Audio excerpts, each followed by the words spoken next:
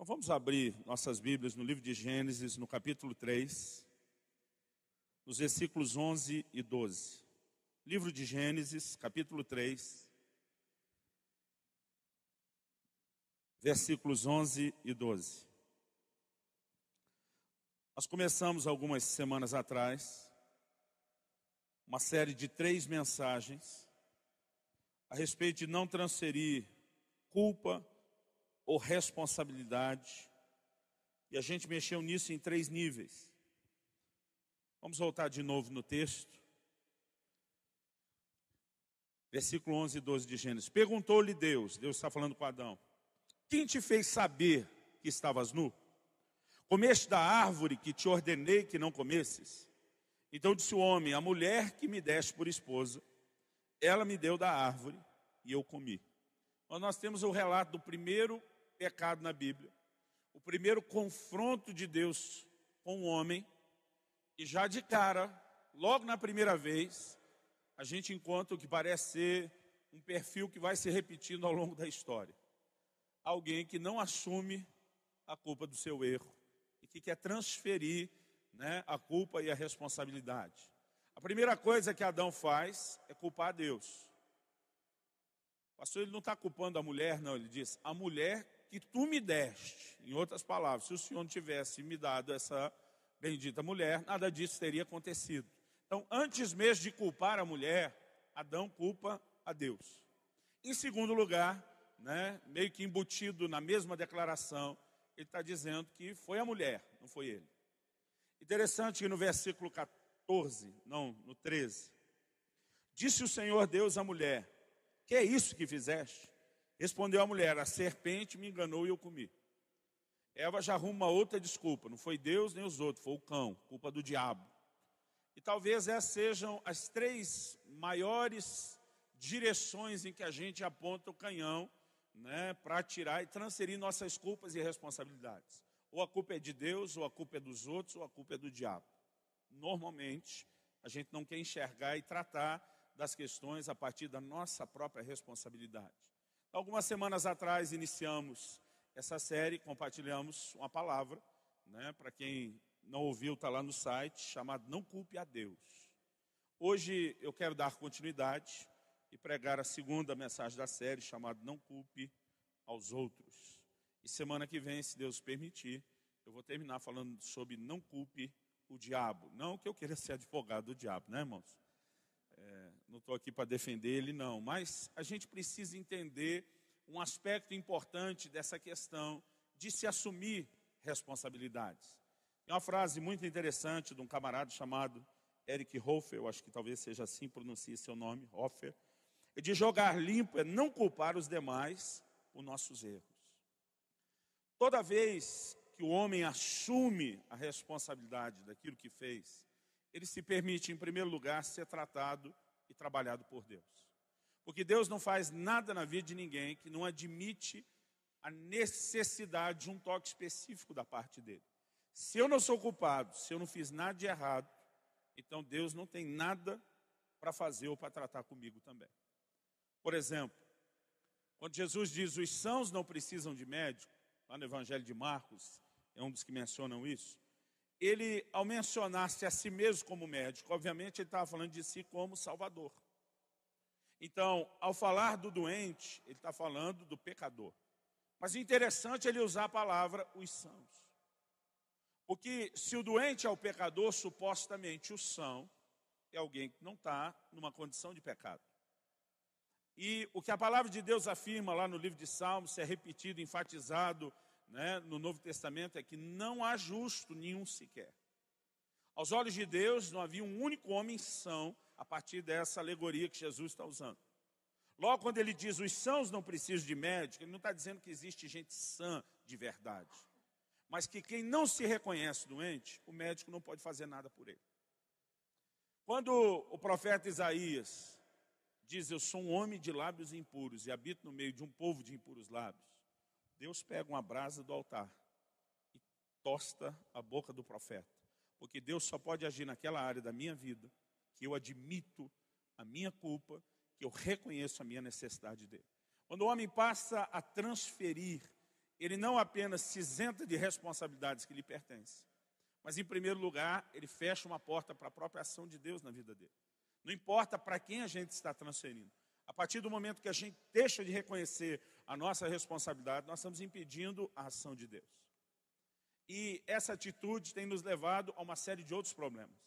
Quando falamos a respeito de não culpar Deus, eu vejo crentes que lá no íntimo do coração estão aborrecidos com Deus por coisas que não têm nada a ver com Deus. Foram decisões nossas, né? São coisas de nossa responsabilidade e a gente transfere. E hoje eu quero falar a respeito de não culpar os outros. Eu vou tentar abordar aqui, querido, duas coisas. Às vezes nós culpamos os outros por coisas que eles realmente nos fizeram. E a gente precisa entender princípios bíblicos a respeito do perdão e de como não viver uma vida de acusação ou colocar um alvo nas costas de alguém a vida inteira tentando responsabilizá-lo pelas desgraças, pela miséria da nossa vida, ainda que em algum momento ele tenha nos ofendido. Mas há outros que conseguem culpar pessoas que nunca fizeram nada. Eu vi uma história de um marido que perto dos 50 anos de casamento chama a mulher e diz: eu estava reexaminando a minha vida. E eu percebi que em cada momento difícil que eu passei, você estava comigo. Quando a gente enfrentou aquela enfermidade, você estava junto. Quando a gente se quebrou financeiramente, estava junto. Quando aconteceu isso, ele vem passando por todo aquele histórico. E no final ele diz: eu cheguei a uma conclusão, mulher. Você é muito azarada. Você trouxe muita desgraça para a minha vida. Quando todo mundo estava esperando que ele fosse agradecer a presença, a companhia dela ao lado, né, ele me dispara essa acusação. E tem gente, querido, com esse dom, com essa facilidade de conseguir inventar e atribuir culpa até a quem não tem. Eu queria que a gente olhasse um pouco para esse texto bíblico de Gênesis e a gente pensasse em algumas coisas. É lógico que Adão não está dizendo para Deus que a Eva obrigou ele a pecar. Não está dizendo que ela conseguiu de alguma forma imobilizá-lo, empurrar, né, aquele fruto garganta abaixo na marra. Ele não está dizendo isso para Deus, mas ele está falando de uma influência que ela exerceu sobre ele. A acusação ela passou a conversa em mim, Senhor. Eu ouvi um pregador uma vez, brincando, que ele teve uma revelação que Adão estava tão apaixonado, que quando viu que Eva comeu do fruto, ia ser expulso do paraíso, ele disse: vou comer para ir junto. Né? Mas, independente de quais sejam os motivos ou a razão, ele desobedeceu à voz de Deus. E ele pecou contra o Senhor. E quando ele joga e transfere essa culpa para Deus, vamos continuar olhando ali o capítulo 3 do livro de Gênesis.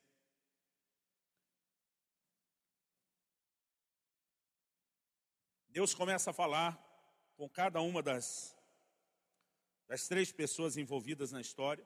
Adão culpou Deus e a mulher jogou a culpa na serpente. Eu falei que hoje de manhã, que parece que a pessoa de mais integridade nessa história foi o diabo, que não culpou ninguém, né? Pelo menos a parte dele ele assumiu. Deus libera uma palavra de juízo para cada um dos 3 envolvidos. E no versículo 17, a Bíblia diz que o Senhor falou assim: e Adão disse: visto que atendeste à voz da tua mulher, e comeste da árvore que eu te ordenara não comesses, maldita é a terra por tua causa. Então vamos olhar 2 coisas que Deus fala aqui. Em primeiro lugar, ele diz: visto que atendeste à voz da tua mulher, e comeste da árvore que eu ordenara que não te comesse. Então Deus diz: por tua causa a terra será maldita. Então Deus está dizendo para Adão: você está tentando responsabilizar Eva, mas eu estou responsabilizando você. Porque você tinha que ter dado ouvidos à minha voz e não à voz de Eva. Já que você atendeu a voz de Eva em vez de atender a minha voz, eu estou dizendo que é por causa de você que isso tudo vai acontecer. E aqui a gente tem um ponto interessante. Deus, na verdade, ele tem trazido muita advertência para mim e para você a respeito de que a gente não pode se deixar influenciar. Nenhum de nós vai poder depois um dia se apresentar diante de Deus e dizer: pois é, Deus, o Senhor entende. Teve alguém que me convenceu a fazer isso. Deus vai dizer: não, eu não entendo, porque eu orientei você a ficar com a minha voz e não com a influência dos outros. Então, a primeira coisa que eu quero falar é que a gente precisa entender como uma prática simples, fundamental da vida cristã. A gente precisa entender que nós vamos ter que lidar com a influência dos outros.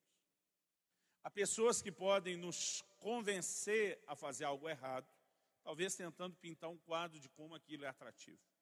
Há outros que talvez podem exercer a influência, talvez não no formato da sedução, talvez no formato da pressão, né? A gente pode falar disso sob diversos ângulos, mas as advertências divinas sobre essas influências externas estão ao longo de toda a Bíblia.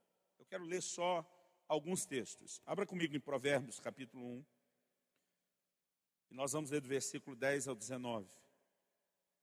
Alguns meses atrás, eu estava meditando nesse texto de Gênesis, no meu momento com Deus, no meu devocional. E foi quando Deus começou a me incomodar a respeito de explorar esse assunto, de não culpar Deus, de não culpar os outros, de não culpar o diabo. Até então, isso nunca passou de uma menção minha e uma mensagem ou outra, de um exemplo, talvez de no máximo 2 minutos. E eu lembro que eu pensei na época, né, se eu consigo falar dessas 3 coisas de uma vez, em 2 minutos, como é que eu vou pregar a respeito disso, né, sobre cada um disso, se tornando uma mensagem? Quando aquilo me veio ao coração, eu pensei, não tem nem o que falar, não tem nem assunto sobre isso. Mas algo que eu tenho entendido é que, em primeiro lugar, antes de virar uma mensagem para os outros, aquilo que Deus fala tem que servir para a gente, tem que ministrar a vida da gente. Então, eu anunciei essa série já no primeiro semestre, dizendo, olha, vai chegar. Mas eu comecei a meditar, a refletir no assunto, e eu mesmo fiquei impressionado, né? À medida que estava meditando, estudando o assunto, por conseguir enxergar coisas que ao mesmo tempo que são tão simples, às vezes a gente deixa isso passar batido, desapercebido. Como que falamos, né, na primeira mensagem da série, a respeito da diferença entre fatalidade e irresponsabilidade. Deus, por exemplo, lá no Velho Testamento fala que se um boi, né, cornear, chifrasse um homem ou uma mulher a ponto de matá-lo, o boi tinha que ser morto. Mas se ele já tivesse feito isso antes, não fosse a primeira vez, então teriam que matar o boi e o dono do boi. Qual a distinção que Deus está fazendo? Chifrou uma vez sem nunca ter feito isso, é uma surpresa, uma fatalidade. Já fez antes e o dono não prendeu, isso é irresponsabilidade, não é fatalidade. Deus chega ao ponto de dizer, quando você construir um terraço, levante lá um muro, um parapeito. Porque se alguém cair de lá e morrer, você vai ser o culpado do sangue se não tiver o parapeito. E às vezes a gente espiritualiza, a gente reclama até com Deus por coisas que acontecem, são irresponsabilidade da nossa parte. E à medida que eu comecei a estudar essas coisas, eu mesmo fiquei impressionado, dizer, isso tudo estava aí na Bíblia o tempo todo. Isso, eu confesso, querido, apesar de tanto tempo de caminhada, mesmo de ministério, eu fiquei surpreso como a gente deixa passar batido essas orientações. Aqui em Provérbios, no capítulo 1, a partir do versículo 10, a gente tem uma advertência muito clara a respeito de não se permitir ser influenciado. O texto diz assim, filho meu, se os pecadores querem seduzir-te, não o consintas. Foi o que Deus falou para Adão. Você não tinha que ter dado ouvido à voz da tua mulher, você tinha que ouvir a minha voz. Aqui ele está dizendo isso, filho meu, se os pecadores querem seduzir-te, não o consintas. Se disserem, vem conosco, embosquemo-nos para derramar sangue, espreitemos, ainda que sem motivo, os inocentes. Traguemos-los vivos como o abismo, inteiros como os que descem a cova. Acharemos toda a sorte de bens preciosos, encheremos de despojos a nossa casa. Lança a tua sorte entre nós, teremos todos uma só bolsa. Filho meu, não te ponhas a caminho com eles. Guarda das suas veredas os pés, porque os seus pés correm para o mal, se apressam a derramar sangue. Pois debalde se estende a rede à vista de qualquer ave. Estes se emboscam contra o seu próprio sangue e a sua própria vida espreitam. Tal é a sorte de todo ganancioso. E esse espírito de ganância tira a vida de quem o possui. A orientação bíblica é muito clara. Se tentarem te convencer a isso, não consintas. Irmãos, nós vivemos durante um tempo e durante uma época que não dá para negar o peso de influência das pessoas à nossa volta. Às vezes a gente já tem dificuldade com outros cristãos que às vezes parecem não ter muito escrúpulo, nem muita revelação ou compreensão bíblica. E às vezes quando você tem uma posição em Deus, isso parece chocar até quem partilha a mesma fé. O que dizer de quem não partilha? Mas a gente precisa ter uma postura e uma decisão de no íntimo do nosso coração dizer, eu não vou me deixar influenciar. Deus trouxe conselhos para que muitas vezes as pessoas não se colocassem do lado da maioria. A gente costuma dizer que quando os adolescentes entram nessa fase da adolescência, eles estão numa busca de aceitação, a necessidade de estar em grupos. E a gente vê que muita gente, para conseguir o acesso a determinados grupos, parece estar sujeito a todo tipo de coisa. É por isso que existe aí alguns ritos de iniciação absurdos para alguns grupos, né? Alguns desafios para algumas gangues. E essa necessidade de socialização e de aceitação, a gente costuma dizer, deixa eles debaixo de muita pressão, mas a gente percebe que depois que a turma cresceu e passou da adolescência, isso não parece mudar muito. A gente tem um ditado, que para mim não só não é verdadeiro, é maligno, que na nossa cultura diz, a voz do povo é a voz de Deus. Normalmente não é. Em Êxodo, no capítulo 23, Êxodo capítulo 23, no versículo 2,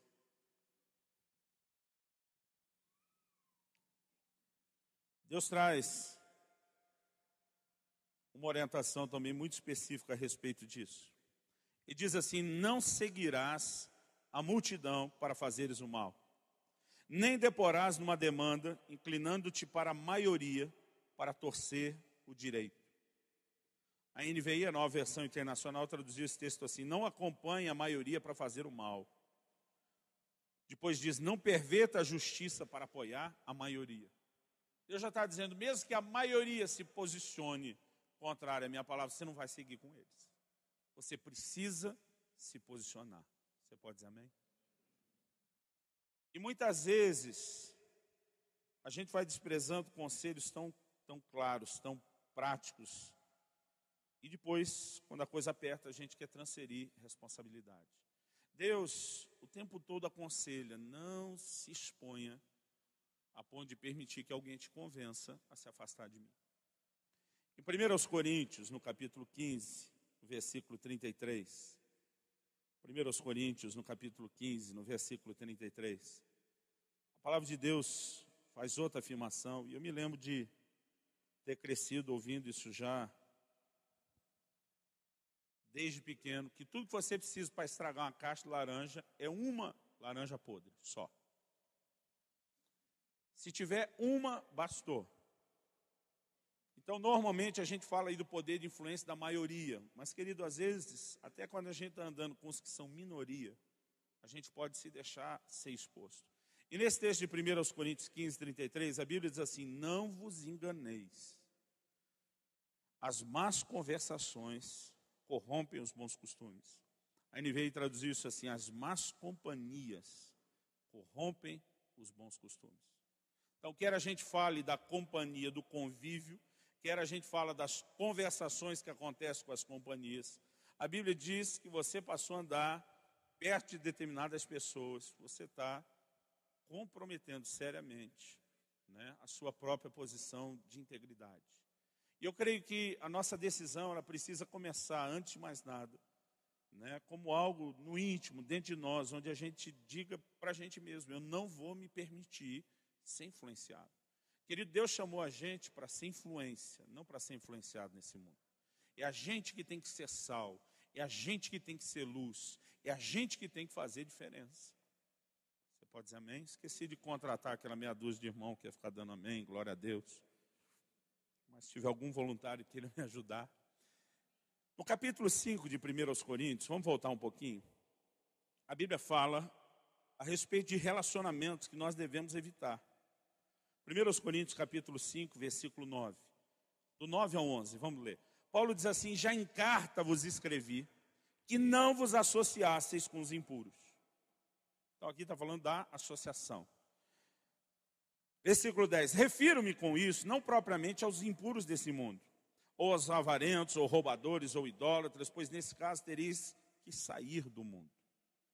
Nós não tem como a gente deixar de ter convívio com gente que peca. Aliás, eu acho que o problema de alguns cristãos é que, ao se converterem, eles se isolam completamente das pessoas do relacionamento. E às vezes eles perdem a capacidade de ser influência sobre os familiares, sobre os amigos, sobre os vizinhos. Então, quando a Bíblia diz a respeito da associação com os impuros, e diz, não estou falando aos impuros do mundo, senão vocês iam ter que sair do mundo. Agora, olha o versículo 11. Mas agora vos escrevo que não vos associeis com alguém que, dizendo-se irmão, for impuro, ou avarento, ou idólatra, ou maldizente, ou beberrão, ou roubador, com esse tal, nem ainda comais. Ele diz, nem sente para ter comunhão, não se relacione, não sente para comer junto. Porque, querido, uma pessoa que se diz irmão e vive com qualquer ímpio, ela não só está caminhando para a perdição, mas ela vai arrastar consigo pessoas através da influência da sua falta de temor. Então, a gente pode aqui gastar tempo olhando sobre diversos ângulos, né, o quanto nós vamos encontrar de advertências. Mas, na verdade, o tempo todo, Deus já está tentando se antecipar a matar essa nossa desculpa. Mas foi fulano, mas foi Beltrano. E Deus vai dizer, e eu já tinha dito desde o início, não se deixe influenciar, não ouça a voz. Em alguns casos, não se aproxima, nem tenha contato. Porque a responsabilidade de cada um de nós, querido, diante de Deus, ela é pessoal, ela é individual. E a gente precisa assumir isso. Agora, quando nós falamos a respeito dessas desculpas, dessa transferência, eu acredito que a gente precisa ir além dessa visão, né? Porque é fácil, não, mas botaram pressão em mim. Irmãos, a gente vai ter pressão a vida inteira. Eu me lembro quando comecei a trabalhar na agência de um banco, e depois de um programa de treinamento que a gente recebia para passar por aquele treinamento, estudar cada área do banco, era meio que uma preparação mais rápida, um atalho, né, a gente dizia, para conseguir chegar à gerência já bem cedo, bem novo, e eu tinha feito parte do programa. Eu me lembro quando fomos para a parte prática, e uma das primeiras áreas que eu tive que trabalhar quando cheguei na agência foi a parte de atendimento ao público, o que incluía o atendimento telefônico. Numa das primeiras semanas eu recebo uma ligação de um dos clientes, que era assim, dos clientes mais fortes que a agência tinha. E ele pede para falar com o gerente geral da agência. Eu imediatamente transferi a ligação para o gerente, falei, olha, fulano de tal, né, tá na linha esperando, querendo falar com você. Ele disse para mim, ih, rapaz, isso é bomba. Eu disse para ele que eu não estou. Eu falei, eu já falei que o senhor está. E que eu ia passar a ligação. Né? Ele falou, não, disse que você se enganou, que você não viu eu sair. Eu falei, eu não posso falar isso. Ele falou, por que não? Eu falei, porque eu não minto. Isso é contra os meus valores. Já falei que o senhor está. Se o senhor quiser, eu posso dizer que o senhor não pode atender agora e depois, se você vai explicar os seus argumentos ou não, isso é com você. Mas eu não posso dizer o que o senhor está pedindo para eu dizer. Aquele homem ficou quase demoniado. Primeiro me deu uns xingos, uns gritos comigo, depois atendeu o telefone. E assim que ele conseguiu se livrar do cliente, ele veio já com o gerente administrativo da agência, já botando o dedo na minha cara e dizer, eu vou te botar no olho da rua. Quem você pensa que é para não me obedecer, eu vou te mandar embora. Se você achou que podia ter qualquer carreira, esse negócio acabou hoje. Irmão, é a hora que você pensa, Deus, será que eu não posso mentir? A culpa é dele que mandou? Passa todo tipo de coisa na sua cabeça. Mas a gente não pode se permitir influenciar, não importa, querido, a condição, se estão tentando seduzir, se estão tentando pressionar, não importa. A gente precisa ter uma decisão de ouvir e obedecer a Deus. Você pode dizer amém? Naquele momento eu falei para ele, se o senhor for me mandar embora, eu gostaria apenas que o senhor escrevesse uma carta. E que o senhor explicasse nessa carta o motivo da minha demissão, que é porque eu me recuso a mentir e porque eu acredito na honestidade, na integridade, porque isso vai me ajudar no próximo emprego. Quando eu falei para isso, meio que quebrou as pernas dele. E depois de um tempo era gostoso ouvir da boca dele e dos outros. Você às vezes incomoda a gente, é uma pedra no sapato. Mas pelo menos a gente pode confiar em você. Agora, e se a história não terminasse bem? E se ele disser, vou te dar uma outra chance? Irmão, pode dar a chance que for. É o que o rei da Babilônia tentou fazer com os amigos de Daniel. Falou, olha, a música vai tocar de novo só para vocês. Porque mesmo quando você tem posicionamento, querido, o diabo vai continuar tentando. Pensa no sujeitinho que não desiste. A Bíblia fala a respeito daquela tentação de Jesus no deserto, em Lucas 4,13, o texto termina dizendo assim: acabadas que foram toda sorte de tentações. O diabo não tentou Jesus só 3 vezes. Aquelas 3 são descritas, talvez seja o clímax, o ápice de tudo aquilo. E também não parou aí depois. Houve tentações, né? Não parou nesse dia, houve tentações depois. Agora, eu e você, não importa a quantidade de oportunidades que vamos ter, a gente tem que ter uma decisão. Eu não vou me permitir ser influenciado. Você pode dizer amém? A segunda coisa que eu quero falar, a primeira é sobre lidar com a influência dos outros. A segunda coisa diz respeito a fazer escolhas independente dos outros. Você pode repetir isso comigo? Diga: eu tenho que fazer minhas escolhas independente da escolha dos outros. Eu acredito que a gente acaba inevitavelmente sendo afetado pelas ações das outras pessoas, de forma direta ou indireta. Tem situações que nós vamos passar e talvez a gente não escolheu passar por aqui. Você pega José, por exemplo. José é vendido pelos seus irmãos, filho de Jacó, como um escravo e vai parar no Egito. Aquilo não era a escolha dele, foi a escolha dos seus irmãos. Agora, a maneira como ele decide viver a vida, a partir da forma como ele é afetado pela escolha dos outros, isso diz respeito à sua própria escolha. E há pessoas que em momentos, mesmo em que são afetados pelas escolhas dos outros, elas conseguem entender a diferença de fazer a sua própria escolha. Porque, irmãos, a gente tem essa inclinação a querer usar os erros dos outros como desculpa para os nossos erros. Ou será que você nunca fez isso? Alguns anos atrás, quando morava em Guarapuava, eu tinha feito uma viagem para o interior de São Paulo. Eu estava voltando, entrando no Paraná ali por Sengés, eu acho que isso aconteceu ali perto de Jaguariaíva. E eu estava numa serrinha que tem por ali, quem conhece sabe que é um lugar complicado. Quando você pega um caminhão lento, vai formando aquela fila de carro atrás. O problema, irmãos, que eu estava atrás, eu era o primeiro atrás de um caminhão, que estava andando a 20 por hora. Não era um caminhão carregado, era um caminhão sobrecarregado. Além da carga ser imensa, né, ele era aquele caminhãozinho fumaciando, velho, e aquilo foi dando assim uma angústia. Tinha um único lugar onde eu pensei, aqui é o lugar onde eu posso me livrar dele. Eu conhecia bem o trecho, de passar bem por lá. Tinha uma faixa pintada, proibindo a ultrapassagem. Mas era o único lugar.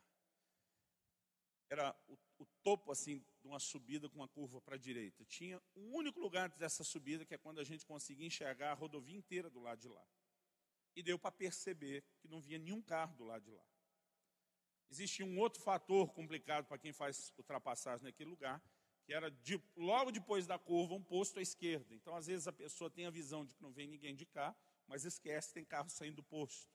Eu, conhecendo aquilo tudo, eu dei uma geral até no pátio do posto. Irmãos, o que eu precisei foi de uns 5, 6 segundos, 7, não deve ter sido tanta coisa, porque eu saí em segunda com o carro. Estava tão devagar que a ultrapassagem foi em segundo. E tolei o pé, ultrapassei o caminhão. O que eu não esperava, irmão, que brotou do chão, do nada, um policial rodoviário. Até hoje não sei onde ele estava escondido. E quando o policial brotou, ele já me deu sinal para parar. Irmão, quando ele deu sinal para parar, pensa numa raiva que já foi dando dentro de mim. Eu falei, esse caminhão vai me passar de novo. E eu já querendo ganhar tempo, porque o caminhão estava tão lento. Eu falei, talvez dê para resolver esse negócio antes do caminhão chegar. Eu já passei a mão na carteira, tirei, né, a carteira de motorista, peguei o documento do carro. Quando eu encostei, ele chegou, eu já estendi os documentos para ganhar tempo. Ele pegou, olhou e disse, senhor Luciano Subirá. Ele disse, senhor, sabe por que eu lhe parei? Eu falei, tem uma vaga ideia. Ele disse, o senhor viu que tinha uma faixa dupla impedindo a ultrapassagem? Eu falei, vi sim, senhor, minha vontade era dizer, o que não vi foi o senhor. Aí ele todo polido veio com um discurso, o código de trânsito, no artigo tal, parágrafo tal, né, não me lembro a ordem do que ele citou, apresenta como irregular a manobra que o senhor fez. E aí quando ele começou aquele discurso, irmão, eu já estava assim, irritado. Falei, esse mesmo código de trânsito que o senhor deve saber de cor, também disse que a velocidade mínima de um veículo na rodovia, né, é metade da máxima. Se isso aqui é 100 por hora, ele pode andar, a velocidade mínima é 50. Ele está andando a 20 por hora. O senhor faz a favor de parar e multar ele também? E a hora que eu vi, eu já tinha falado daquele jeito com o guarda. Ele muito contido, educado. Ele olha para mim e diz, senhor Luciano, existem duas operações da polícia rodoviária aqui, né, no trânsito. Uma delas é a fiscalização do respeito à sinalização, que é o que eu estou fazendo. E diz a outra, é a fiscalização de velocidade. Ele falou, eu até estou propenso a concordar com você que ele deve estar uns 20 por hora mesmo, porque até agora ele não chegou aqui onde nós estamos. Ele diz, no entanto, a única forma de eu poder multá-lo é se eu tivesse com um radar para poder constatar a velocidade dele. Ele diz, mas o erro dele não justifica o seu, não é verdade? Uma hora que ele falou, o erro dele não justifica o seu, me deu uma vergonha. Aí ele olha para mim e pergunta, o que o senhor faz? Falei, vendo o livro. Pensa num cara que não tinha mais coragem de dizer que era pastor, depois de todo aquele sermão que eu levei. Eu queria, no mínimo, pedir para ir, pelo menos, para o cara para fiscalizar documento, libera a rodovia, mas eu estava assim, tão envergonhado. Eu falei, senhor, tem toda a razão. Eu me arrependo profundamente. Eu me reconheço merecedor dessa multa. Vai em frente, falei para ele. Ele falou assim, pela sua disposição de aceitar, eu vou te liberar da multa. Mas só queria te dar um conselho. Todo mundo acha que essa curva não é perigosa. Tenha saído do posto. Nós já tivemos muito óbito aqui. Ele diz, a gente não está aqui para criar problema para a sua vida. É possível um caminhão passando. Ele falou, o senhor pode ir. Na hora que eu ia sair, disse, o senhor faz o quê mesmo? Vendo livro. Ô, irmão, a vontade é dizer para ele, desculpa a vergonha que eu passei. E já era um pregador, tá, irmão? Pastor e todo o resto. A gente muitas vezes quer usar os erros dos outros como uma desculpa para que a gente erre. Ou é só eu que faço isso? Não vamos falar de alguns anos atrás, ontem à noite. Depois do caso Zadok, fim de semana todo aqui, a gente estava acabado de cansaço e tudo. Quando chegamos em casa, não sei exatamente o que, nem porquê, mas minha esposa falou comigo de uma forma que não é normal ela falar. Eu já não gostei. Sabe que o crente não briga, né, irmão? Ele tem excesso de comunhão. E por pouco a gente não entrou nesse excesso de comunhão. Eu não sei exatamente o que ela falou, já de um jeito não gostei, eu já soltei uma resposta meio diferente. E quando eu desci do carro, o Espírito Santo já começou a me incomodar. Você não falou direito. O senhor viu o jeito que ela falou? Ela começou. A gente tem uma inclinação, querido, a querer usar os erros dos outros como desculpa para os nossos erros, mas não importa, querido, diante do erro de quem que a gente esteja, a gente tem que fazer a nossa escolha. Você pode dizer amém? Não vim aqui te culpar, te condenar, jogar pedra em você. Só vim contar os meus defeitos, esperando que a carapuça lhe sirva, aleluia. A Bíblia diz em Provérbios 15:1, a resposta branda desvia o furor, mas a palavra dura suscita a ira. É impressionante como se... tem um ditado antigo que diz, quando um não quer, dois não brigam. Mas não importa a briga que tem, a gente sempre culpa o outro por aquilo que aconteceu. Mas a Bíblia diz, eu creio que guardar, querido, nossas próprias reações diz respeito a uma escolha que a gente tem que fazer. E eu descobri que, a semelhança de Adão, eu também gosto de jogar a culpa nos outros, inclusive na minha mulher. Mas a gente não tem o direito de responsabilizar os outros por aquilo que é a nossa escolha. Josué e Caleb foram os únicos dois homens de uma geração inteira que saiu do Egito, que entraram na terra de Canaã. A Bíblia fala de 600 mil homens de guerra, com mais de 20 anos de idade, que puxavam da espada. Você imaginar que a maioria nessa idade já eram chefes de família, e tentar imaginar uma média de uma esposa para cada um, e 3 filhos, que para a época era a média generosa. 3 filhos, Paulo e o Marciano já têm. É média de hoje quase aqui.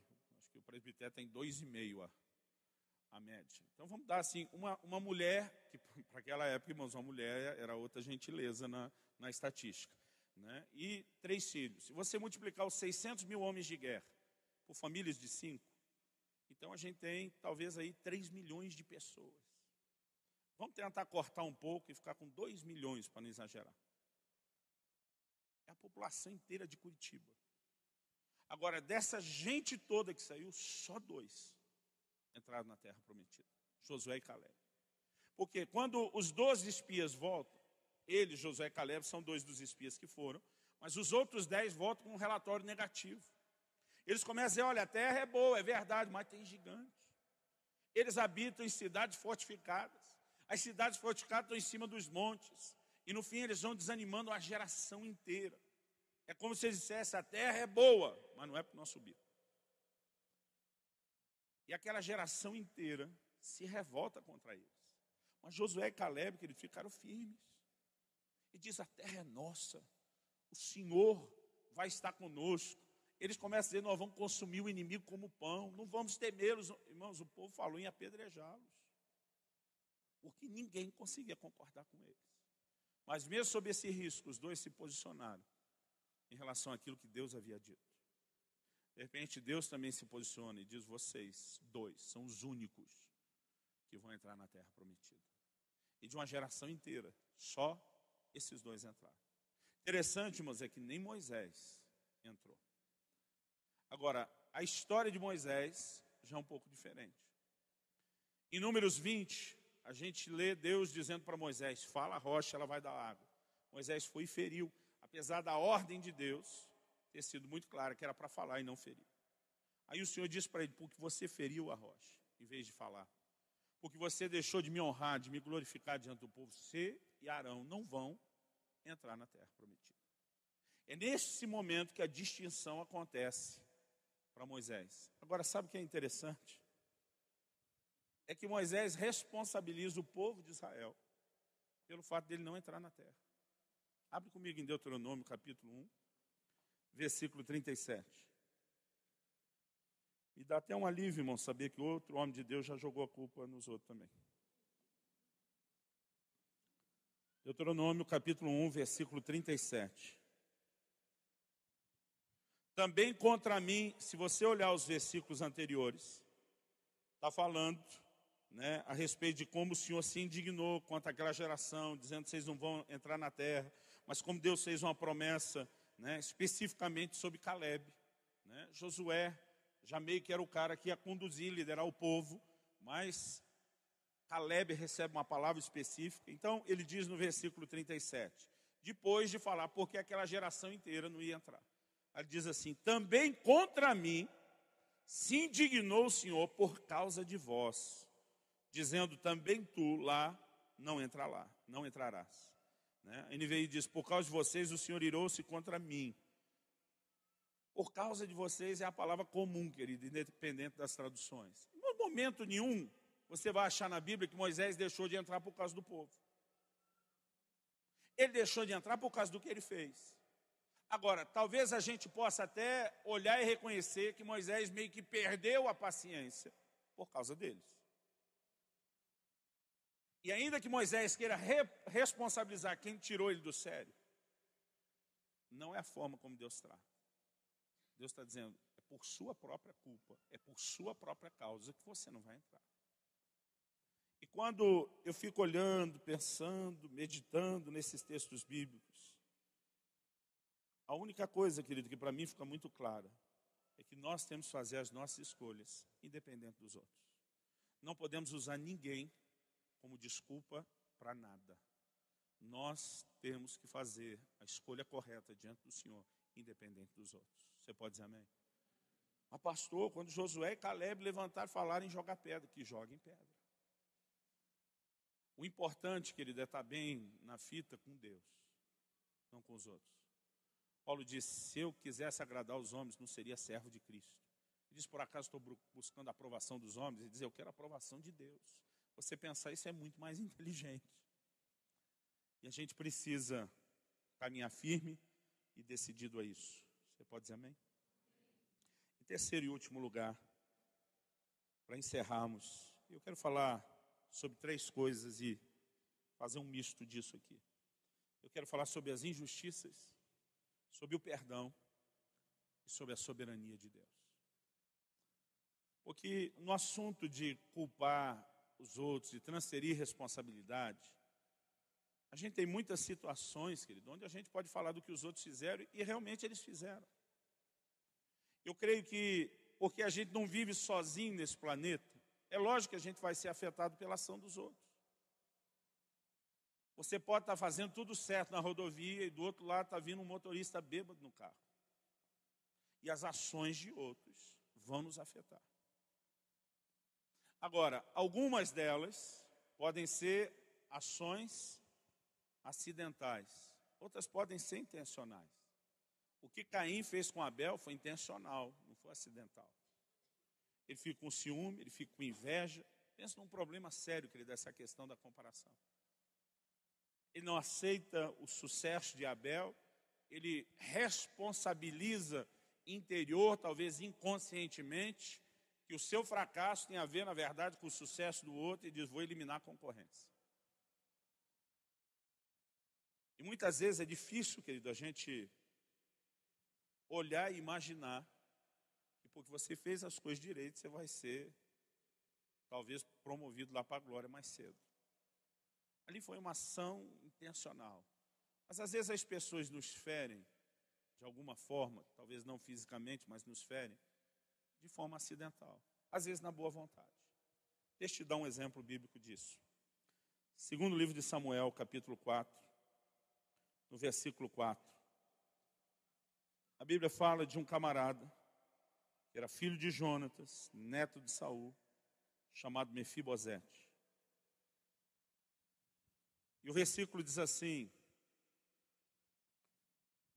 e o que nós vamos ler no versículo diz respeito a quando Saul e Jonatas morrem na batalha. O texto diz assim, Jonatas, filho de Saul, tinha um filho aleijado dos pés. Era da idade de 5 anos, quando de Jezreel chegaram as notícias da morte de Saul e de Jonatas. Então sua ama o tomou e fugiu. E sucedeu que, apressando-se ela a fugir, ele caiu e ficou manco. Seu nome era Mefibosete. Irmão, chega a notícia da morte do pai e do avô. Já existe uma tensão com Saul perseguindo Davi e a nação sabendo que Davi tem promessas de Deus a respeito do reinado. A gente não sabe todos os detalhes do contexto, mas quando você lê com calma aí a história bíblica, você vê que uma guerra civil estava prestes a estourar, como de fato aconteceu. Porque mesmo levantando um rei da família de Saul, parte da nação já começa a apoiar o rei Davi, uma guerra civil se instalou.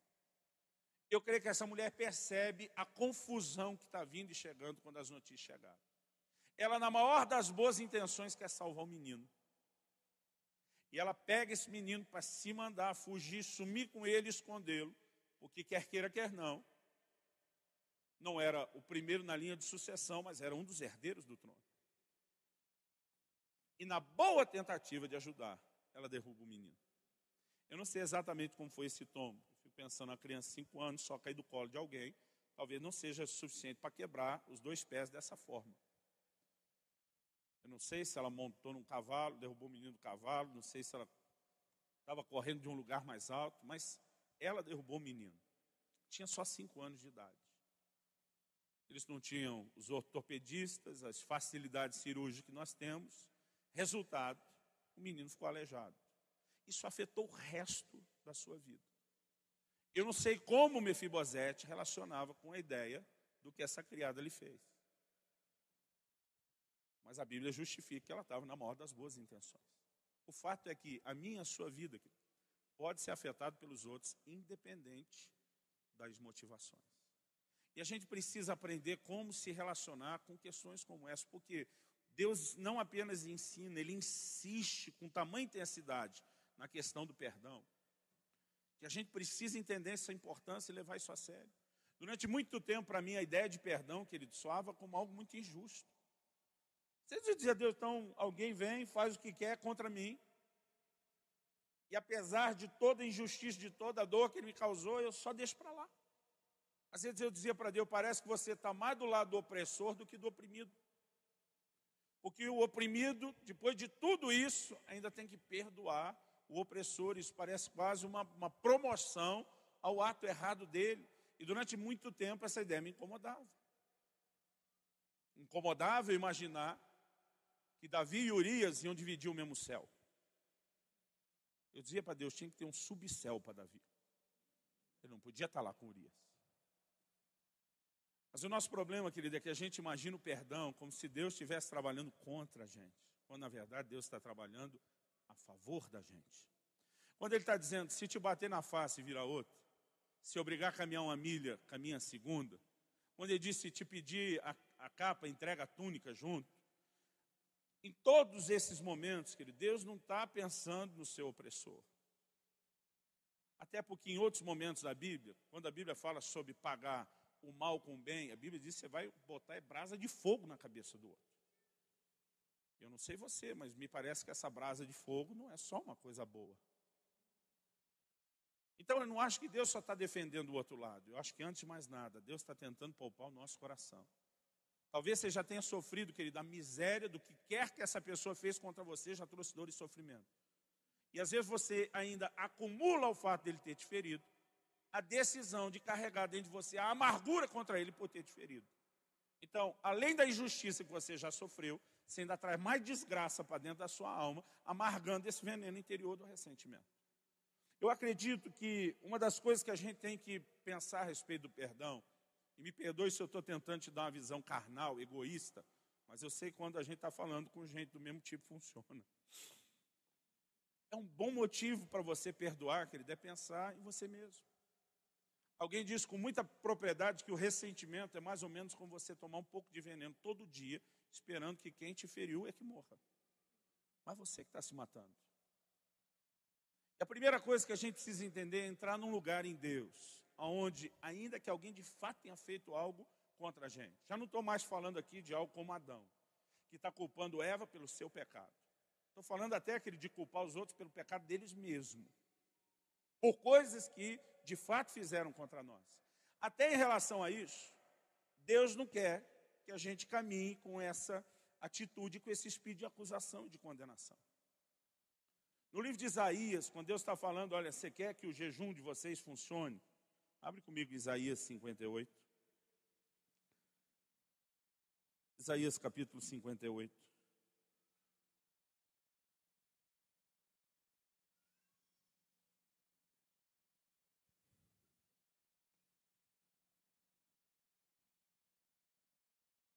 Deus começa a falar a respeito do jejum que ele escolheu. E quando ele começa a falar a respeito desse jejum, inicialmente ele está falando da maneira como o povo erra, a maneira como eles agem. No versículo 3 tem a pergunta, por que jejuamos nós e tu não atentas para isso? Por que afligimos a nossa alma e tu não o levas em conta? Aí Deus diz, eis que no dia que jejuais, cuidais dos vossos próprios interesses, exigis que se faça todo o vosso trabalho. Eis que jejuais para contendas, rixas e para ferirdes com um punho iníquo. Jejuando assim como hoje, não se fará ouvir a voz lá no alto. Deus mostra que há determinadas atitudes que se a gente não mudar, Ele não vai poder interferir na nossa vida. Depois no versículo 6 ele começa dizendo, não é esse o jejum que escolhi.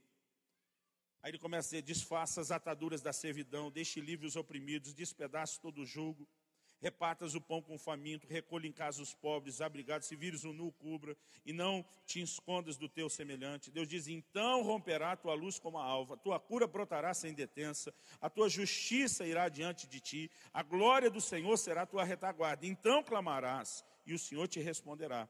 Gritarás por socorro, e Ele te dirá, eis-me aqui. Se tirares do meio de ti o jugo, o dedo que ameaça, outra versão diz o estender do dedo, e o falar injurioso.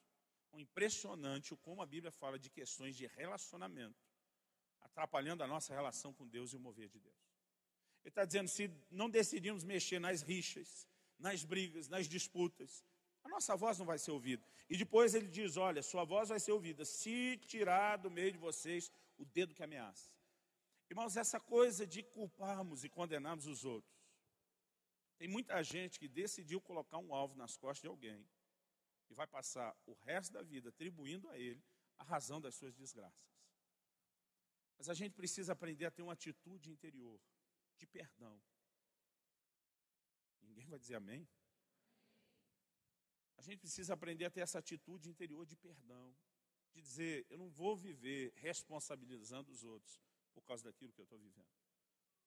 Porque a gente precisa, querido, ainda que os outros sejam responsáveis por coisas que sofremos, a gente precisa entender como nos relacionarmos com essa questão das injustiças. Não adianta você passar a vida apontando o dedo, culpando. Mesmo porque a Bíblia diz, não julgue para não ser julgado. Não condene para não ser condenado. A Bíblia diz, com a medida com que você mede, você vai ser medido. Irmão, quem planta misericórdia, vai colher misericórdia. Você pode dizer amém? E quem planta intolerância, vai colher o quê? Agora, além de tentarmos olhar essa perspectiva de tratar com as injustiças através do perdão, eu acho que a gente precisa pensar um pouco mais em questões como a soberania de Deus. Eu não estou tentando dizer, e eu vou tentar te provar pela Bíblia isso, que Deus é responsável pelas desgraças que acontecem, de forma alguma. Apesar de Deus ter dado ao homem livre-arbítrio, capacidade de escolha, existe um certo nível de liberdade que nós temos para escolher o nosso próprio caminho. Por outro lado, querido, nós não podemos ignorar a soberania de Deus. A capacidade de um Deus que conhece nossas escolhas antes de fazermos. A capacidade de um Deus de tratar com as circunstâncias da nossa vida. Para Deus, querido, nada do que acontece na minha e na sua vida é refúgio. Tudo para Ele é reciclável. Você pode dizer amém? A Bíblia diz em Romanos 8:28, todas as coisas contribuem juntamente para o bem daqueles que amam a Deus e são chamados segundo o seu propósito. Há questões, querido, que às vezes a gente não entende, às vezes a gente não gosta, às vezes a gente está se sentindo vitimado, mas nós precisamos entender, até em circunstâncias, onde talvez não foi nem aquele caminho que Deus escolheu que as coisas acontecessem necessariamente daquela forma. Ele tem uma capacidade de gerenciar as coisas em nosso favor. E há momentos que, mesmo sem entender, nós precisamos confiar num Deus que está no controle. Porque essa perspectiva, querido, vai mudar tudo na nossa vida.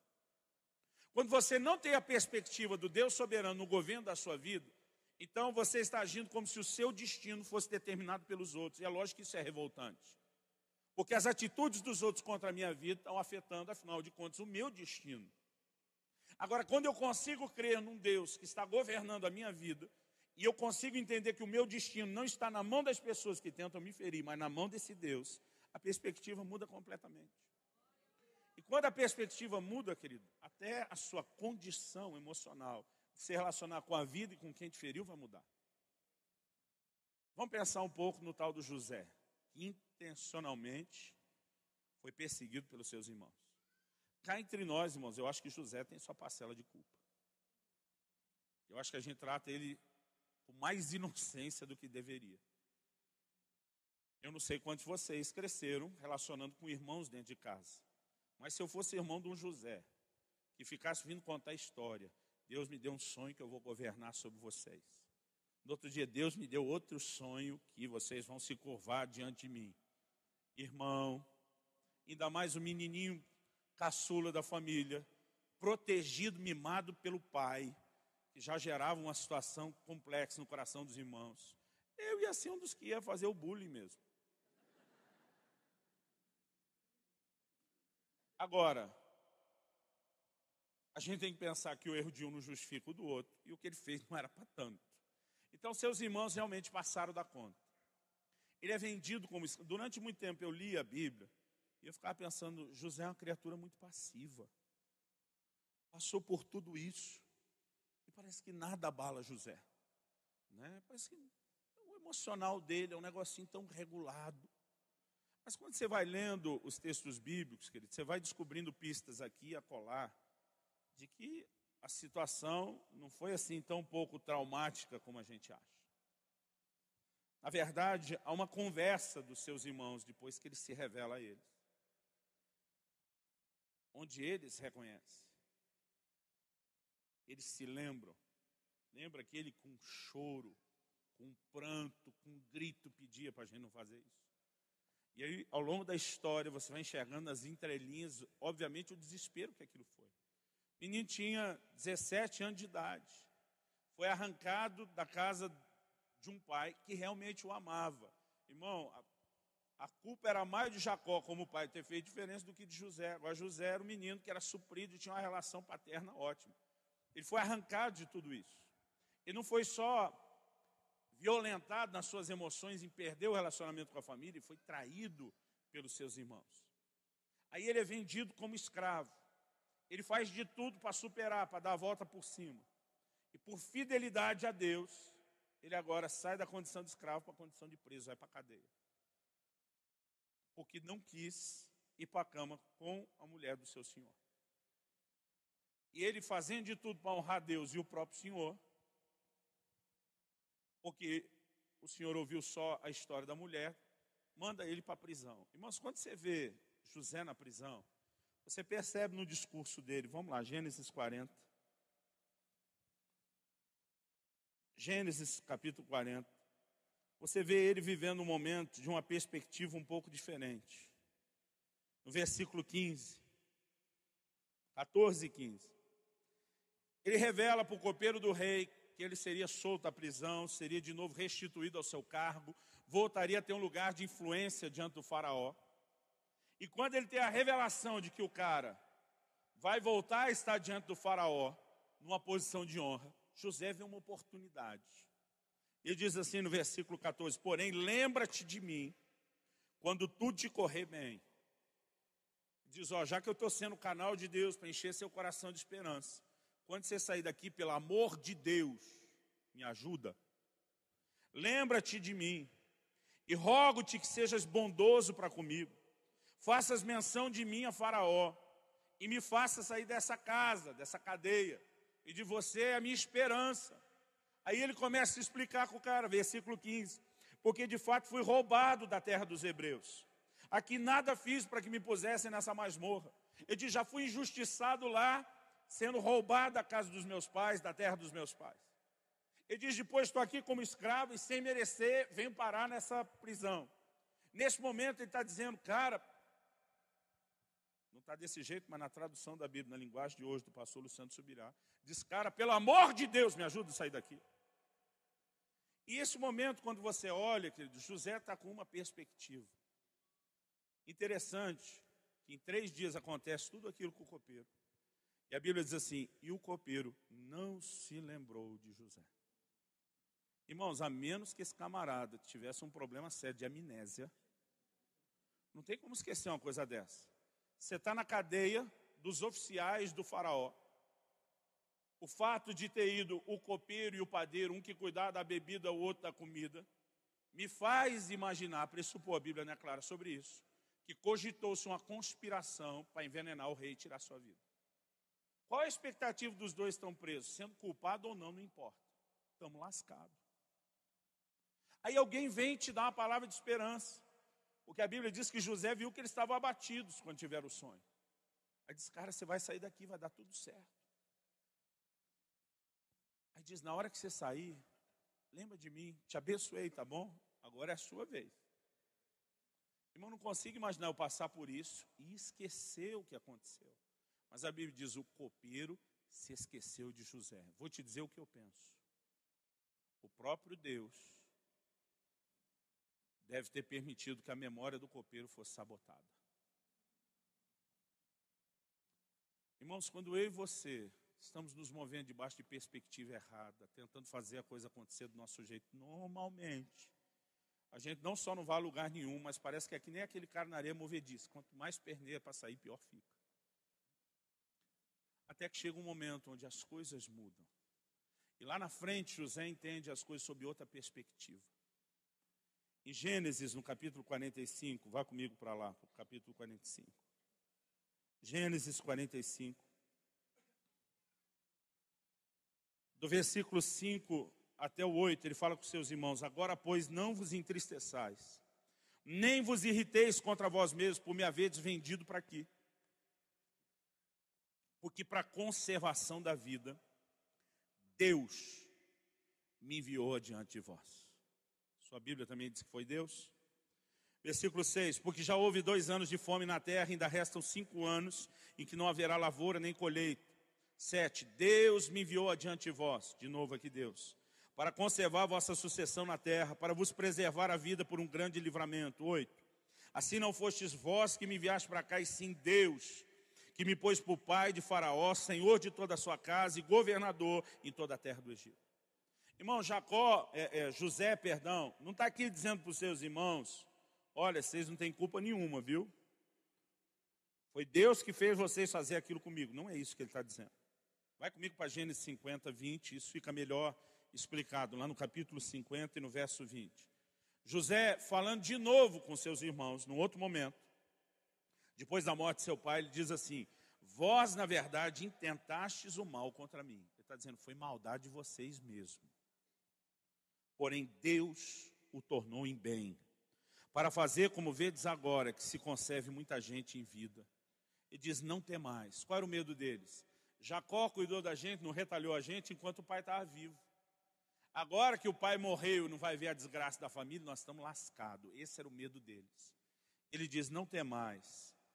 Eu vos sustentarei a vós outros e a vossos filhos. A Bíblia diz assim, os consolou e lhes falou ao coração. Perspectiva. Enquanto ele está lá na cadeia, se sentindo injustiçado, vitimado, ele está choramingando o tempo todo, porque ele apenas se vê lesado pelas pessoas. E ele está tentando, já que o seu problema foi criado por pessoas, talvez a solução e a forma de sair dele seja através de pessoas, o copeiro ou o próprio faraó. Agora, passa o tempo em que ele entende que tudo o que fizeram contra a vida dele não podia mudar o plano e o propósito que Deus tinha em favor dele. E eu quero te dizer, querido, eu não sei como você vive, eu vivo a minha vida debaixo da convicção de que há um Deus soberano cuidando de mim, que Ele tem um plano para a minha vida, e se alguém no meio do caminho conseguir me tocar, botar a mão em mim, me ferir de alguma forma, eu acredito de todo o meu coração que Ele não vai conseguir impedir o cumprimento desse plano e desse propósito. Mas olha a vida de Paulo. Paulo, por muitos anos, era um camarada que a gente pode chamar ele de imorrível. É naufrágio, é apedrejamento, o camarada não morria. Alguém disse outro dia, enquanto Deus tem um plano e um propósito na vida de um homem, esse homem se torna imortal. Irmãos, nós precisamos enxergar além das pessoas. É lógico que foram os irmãos que intentaram o mal, a hora que venderam ele como escravo, sim. A mulher de Potifar, que o pastor Hernandes chamou aqui no caso de Zadok, de Patifona. Irmão, ela não estava com intenção boa, momento nenhum. Ninguém estava fazendo aquele negócio com nenhum propósito bom. Mas apesar das pessoas estarem tentando o mal, há um Deus no controle. E aí José chega ao ponto em que ele reconhece, não importa o que as pessoas tentaram fazer contra mim, o plano de Deus permanece. Sabe, querido, enquanto você acha que é só os homens que te fizeram mal, talvez o seu jeito de tentar mudar é buscando ajuda só nos homens. Quando a gente consegue enxergar sob outra perspectiva, não importa o que me tentaram, há um Deus no controle, a gente consegue enxergar que a saída e a mudança de tudo isso vai vir direto das mãos dele. Você pode dizer amém? Talvez, querido, alguém te fez um mal mesmo. Alguém para quem você possa um dia olhar na cara dele e dizer, você intentou mal contra mim. Porque há situações em que é acidente. Há situações em que houve intenção. Agora, em vez de passar o resto da vida responsabilizando os outros. Irmão, eu vejo gente que cresceu, o pai e a mãe já morreram, mas o resto da vida, o pai e a mãe são culpados de toda a desgraça da vida deles. Irmão, pelo amor de Deus, perdoa. Arranca esse alvo das costas dos outros. Comece a acreditar que, independente do que fizeram a você, Deus quer que você perdoe, não é só por causa do outro. Em primeiro lugar, é para liberar seu próprio coração. Independente do que fizeram contra você, há um Deus capaz de tornar até o mal em bem. E quando a gente caminha dentro dessa perspectiva, querido, fica até mais fácil a gente imaginar que às vezes pessoas que estão contra a gente vão se tornar, às vezes, uma espécie de caminho que vão nos ajudar a chegar no lugar onde Deus tem. E precisamos lembrar, querido, que esse Deus soberano pode mexer com pessoas a qualquer tempo para mudar a nossa história. Provérbios 21, 1 diz: o coração do rei está nas mãos do Senhor e ele o inclina para onde quer. A Bíblia conta no livro de Esther a história de Amã e Mardoqueu, tio de Esther. Eu amo essa história. Talvez não seja a melhor forma para falar do que aconteceu, mas talvez me ajude a me fazer entender quando o feitiço vira contra o feiticeiro. Amã odiava Mardoqueu, porque Mardoqueu não se curvava diante dele. Os judeus não se curvavam nem diante da estátua, nem diante de pessoas. E tinha ódio de Mardoqueu.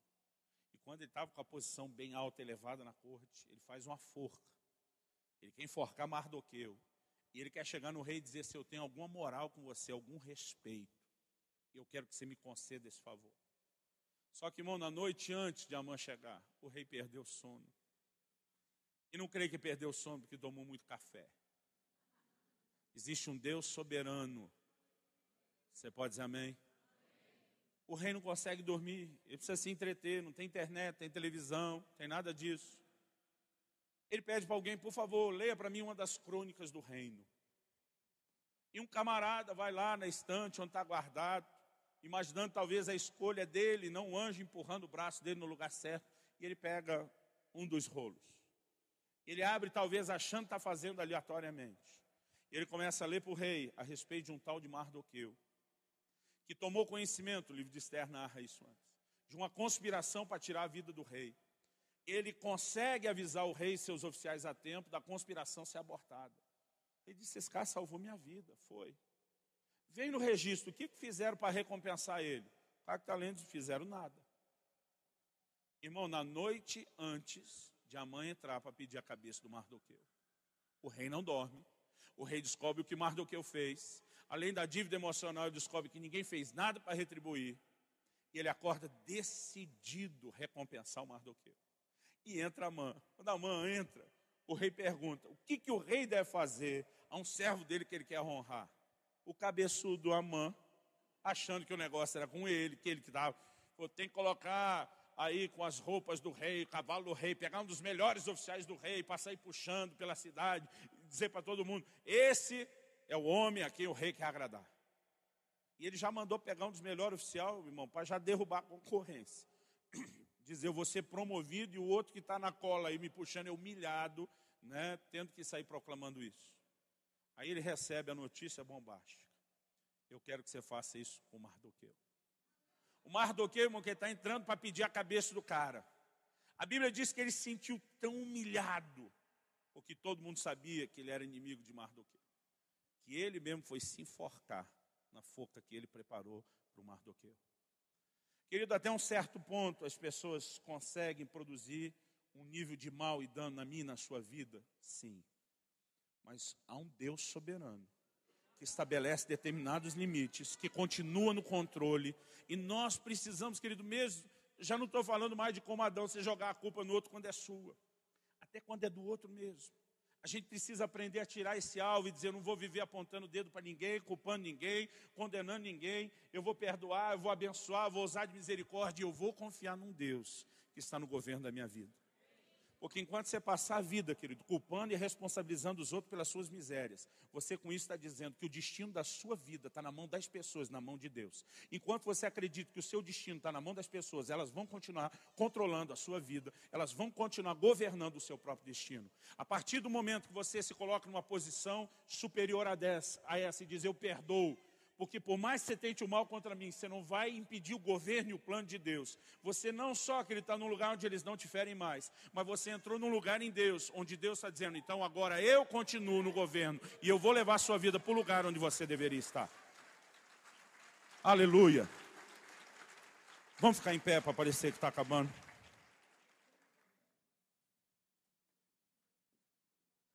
Eu quero ler um último texto.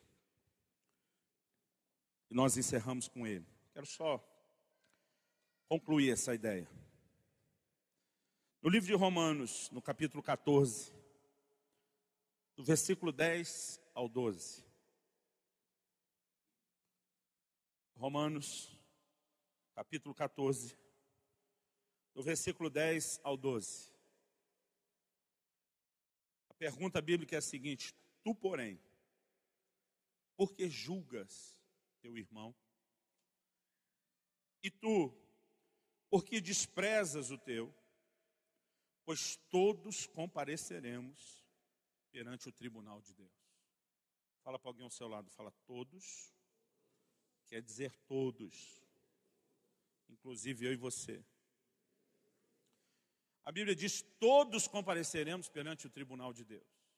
Em outras palavras, irmão, todo mundo já vai ser julgado um dia. Então ele está dizendo, por que você resolveu julgar o seu irmão?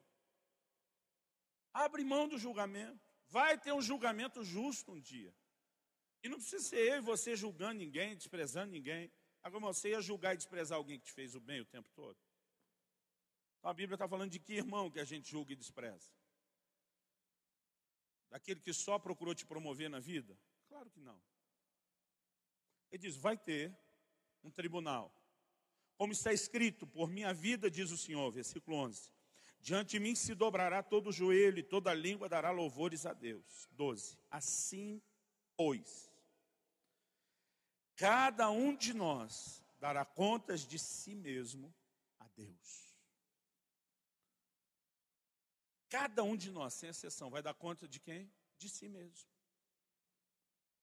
Irmão, o dia que eu estiver diante do Senhor, eu vou ter que responder por mim.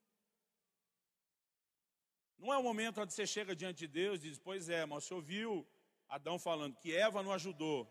Mas Deus vai dizer, Eva está na fila. Ela vai ter o julgamento dela, agora é o seu. A gente não vive sozinho, querido, mas a prestação de contas será individual. Eu creio que muita gente tem abortado o plano e o propósito de Deus porque vive querendo responsabilizar os outros. Irmão, nenhum mal que tentem me fazer, eu posso deixar entrar a ponto de prejudicar minha relação com Deus e o plano e o propósito de Deus para mim. Eu não posso culpar os outros quando eu é que sou culpado. Eu não posso usar o erro dos outros para justificar o meu. E mesmo quando eu não fiz nada de errado e fizeram tudo de errado contra mim, nem nessa hora eu tenho que culpar os outros. Eu tenho que exercer perdão, eu tenho que liberar misericórdia, abençoa quem maldiz, ora pelo inimigo. Irmãos, o que a gente tem que fazer é pagar mesmo o mal com o bem.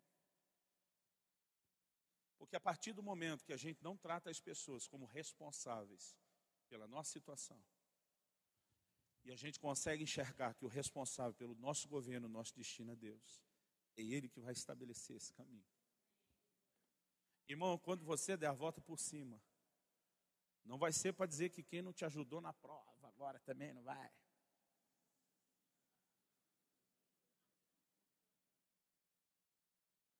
Tem uns crentes tão vingativos. Vai ser para você fazer como José. Se vocês me fizeram mal, eu agora vou sustentar você e os seus filhos. Eu vou abençoar vocês.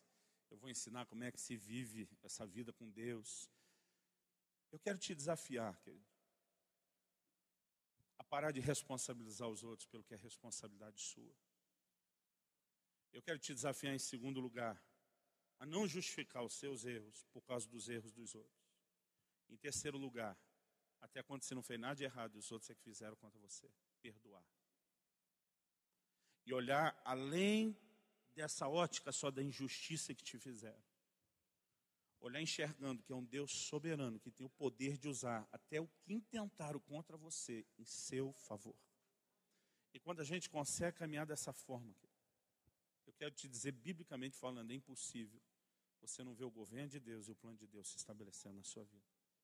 Nessa noite eu quero te convidar a arrancar e rasgar o alvo que você colocou nas costas de alguém. Talvez é alguém que nem está mais vivo. Mas você responsabiliza essa pessoa o tempo todo. Emocionalmente você não desprende disso. Mas pastor, se aquele líder tivesse acreditado em mim, meu ministério era outro. Irmão, se o nosso ministério dependesse dos homens para funcionar, a gente estava lascado. Você pode olhar para um Davi com um Saul cheio de ciúme, tentando matá-lo. Sabe o que é interessante? Davi tem a chance de matar, poderia até alegar legítima defesa e dizer ungir de Deus. Deus colocou lá, o problema é de Deus, não é meu. Irmão, quem enxerga a soberania de Deus sempre vai dar a volta por cima e vai chegar onde tem que chegar, porque Ele está permitindo que Deus tome as rédeas da sua vida e governe a sua vida. Então, em vez de sentar, querido, passar a vida chorando, choramingando pelo que fizeram, é hora de você começar a declarar a Deus: eu abençoo, eu perdoo. Essa pessoa não destruiu minha vida, não destruiu minha história. O Senhor é o responsável pela minha história. Ninguém vai interferir. Há situações, querido, que a gente não entende por quê. Eu conto uma experiência, escrevi um livro inteiro sobre isso, o Agir Invisível de Deus, falando sobre como Deus usou um acidente em meu favor. Quando Deus falou a respeito daquilo, Ele me disse: nessa situação particular da sua vida, estou te deixando saber o que eu fiz, porque eu quero que você use isso como exemplo quando pregar. Ele disse: você vai ter outras situações na sua vida em que você não vai entender as coisas. A gente não precisa entender, a gente só precisa confiar. E a melhor forma de dizer que nós confiamos em Deus é dando a Ele o governo da nossa vida, do nosso destino. E dizer: eu não vou ficar apontando o dedo para ninguém, eu não vou viver choramingando por causa dos outros. Talvez você tenha que perdoar, querido, de verdade, alguém que você ainda responsabiliza lá dentro. Talvez você precisa parar de se esconder atrás da desculpa de o que você fez, a influência de outro. Você vai dar conta de si mesmo. E se o outro te influenciou, ele vai dar conta dele diante de Deus. Um dia eu e você vamos estar diante do Senhor. E sabe que nesse dia a gente não vai discutir as coisas de: mas Deus, que eu me lembre, não foi bem assim. A Bíblia, usando a linguagem que as pessoas entendiam na época, diz: então abriram-se os livros. Se a gente fosse falar hoje, a gente ia dizer: baixaram-se os arquivos, passaram-se os vídeos. Teve um dia que eu fui falar para Deus que eu não fiz algo do jeito que Ele estava falando que era. Eu assisti um filme. Falei: nossa, está tudo gravado, sem cortes, versão sem cortes. Eu quero te desafiar, querido. Ao falar que nós não vamos culpar Deus, nem os outros, nem o diabo, não é para você ficar se culpando também, não. Bobear, vou aumentar uma mensagem na série: não culpar-se a si mesmo. Mas é te ajudar a assumir a responsabilidade num nível que traz cura e não que te coloque em depressão. Vamos orar ao Senhor. Espírito Santo, eu tentei da melhor forma possível repartir o entendimento da palavra que tem abençoado e norteado a minha própria vida. Mas a minha oração é que o Senhor abra os olhos dos meus irmãos e irmãs, porque senão será só um discurso, será só uma palestra. E nós precisamos mais do que isso. Eu oro a Deus não apenas por um sentimento de motivação no coração de cada um. Eu oro que a revelação da Tua palavra entre. Nós queremos entrar nesse lugar de perdão. E nós queremos reconhecer que o Senhor está no governo das nossas vidas. Comece a orar, querido. Comece a falar com Deus. Talvez seja o momento em que você vai ter que declarar perdão sobre a vida de alguém. Talvez seja a hora em que você vai ter que arrancar ou rasgar esse alvo que você botou nas costas de alguém, querendo atingi-lo por ser o responsável pela sua desgraça. Irmão, tem filho que a vida inteira culpa os pais. Tem cônjuge culpando um ao outro, marido ou ex-marido, mulher ou ex-mulher. Culpamos os líderes, culpamos tanta gente. Nós precisamos entrar num lugar de realmente dizer: se fizeram algo contra nós, nós perdoamos. Se fui eu que fiz, eu não transfiro. Se o outro fez, não justifica o meu erro. E é hora de nós acertarmos. Eu quero que você fale com Deus. Enquanto o Marcelo vai ministrar uma canção, eu quero que você aproveite esse tempo para orar, para falar com o Senhor e para deixar Deus falar o seu coração, em nome de Jesus.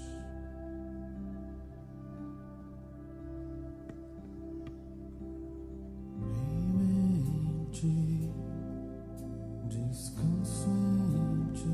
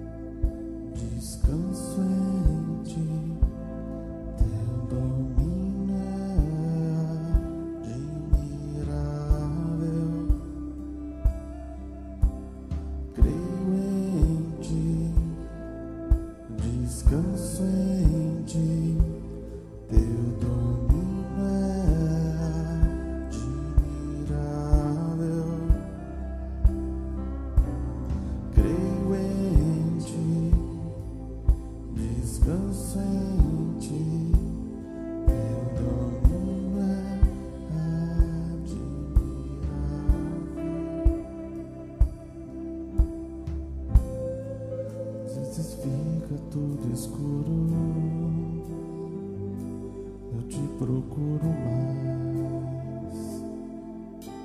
Cadê você? Medo do amanhã seca o meu coração, fazendo acreditar que é o fim. Cadê você? Cadê você?